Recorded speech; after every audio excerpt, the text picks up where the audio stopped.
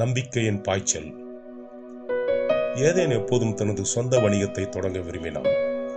பல ஆண்டுகள் அவன் ஒரு நிர்வாண வேலையில் கடுமையாக உழைத்து முடிந்த அனைத்தையும் சேமித்தான்.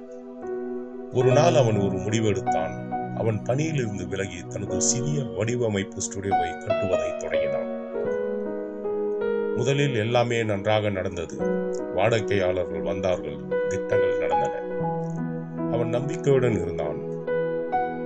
ஆனால் சில மாதங்களுக்கு பிறகு நிலைகள் மாறத் தொடங்கின. அதே துறையில் கடுமையான போட்டியால் வேலைகள் குறைந்தது, கணக்குகள் குவிந்தன, சந்தேகங்கள் புகுந்தன. அவன் நினைத்தான், நான் தவறு செய்தேனோ, ஒருவேளை நான் என் வேலையில் இருந்திருந்தால் நன்றாக இருந்திருக்கும் என்று.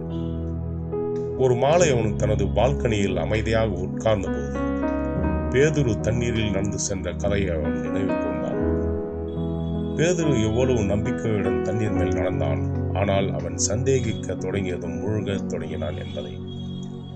ஏதேனும் அதையே செய்வதை உணர்ந்தான். பயத்தால் தன்னை இழக்கிறான். அவன் கண்களை மூடி மெதுவாக கூறினான், கர்த்தாவே, பயத்தால் அல்லாமல் நம்பிக்கையால் நடப்பதற்கு எனக்கு உதவுங்கள். அந்த நேரம் தொடங்கி ஏதேன் மீண்டும் நம்ப ஆரம்பித்தான்.